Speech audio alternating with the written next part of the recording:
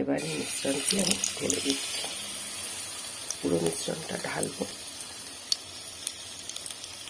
তারপর এটাকে একটু একটু করে টেনে দেব। পুরো মিশ্রণটা আমার ঢালা হয়ে গেছে। আমি আগুনের তাপটা একটু কমিয়ে দিয়েছি।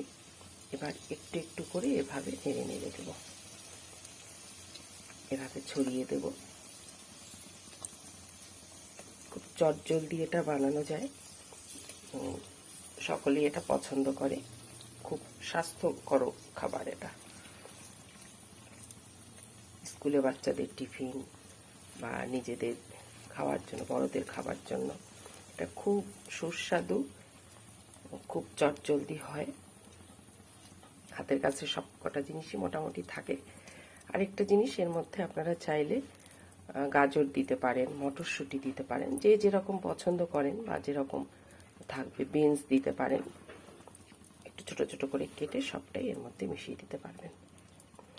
আমার এটা ব্যাটারটা টেনে টেনে দেওয়া হয়ে গেছে। এবার আমি খুব সাবধানে, এটা ফ্ল্যাট না তো, এটা আপনারা চেষ্টা করবেন একটা ফ্ল্যাট বাসনে যদি বানান, ফ্রাই প্যানে, তাহলে এটা সব থেকে সুবিধা হয় উল্টাতে।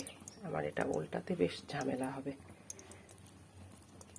তো আমি এটাতেই বানাচ্ছি দেখে আপনাদেরকে এটাতেই দেখাচ্ছি। আমার এটা টেনে দেওয়া হয়ে গেছে।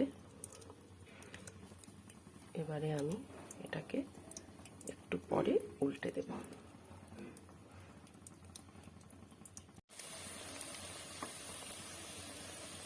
পরোটাকে আমি উল্টে দিয়েছি, একটা থালার মধ্যে নামিয়েছিলাম। এটা অন্য দিন আবার আমি বানালে আমি আরেকটা ভিডিও করে আমি আবার আপনাদেরকে দেখাবো। এটা সুন্দর করে উল্টানো যায়। আজকে আমার একটু সমস্যা হয়েছে। যে দেখুন, মাঝখানটা হয়ে গেছে, সাইডগুলো একটু কম হয়েছে, কিন্তু এটাকে আমি আবার আরেকবার উল্টে দিলে এটা ঠিকঠাক হয়ে যাবে। কিছুক্ষণ পরে আমি এটা উল্টাবো।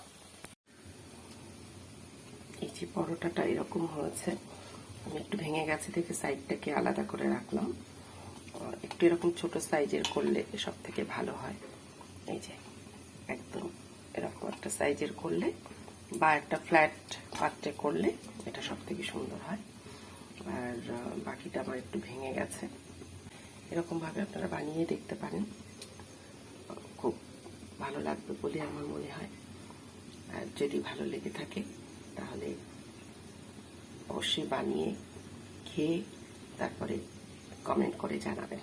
ভালো থাকবেন সকলে, সকলের জন্য শুভ।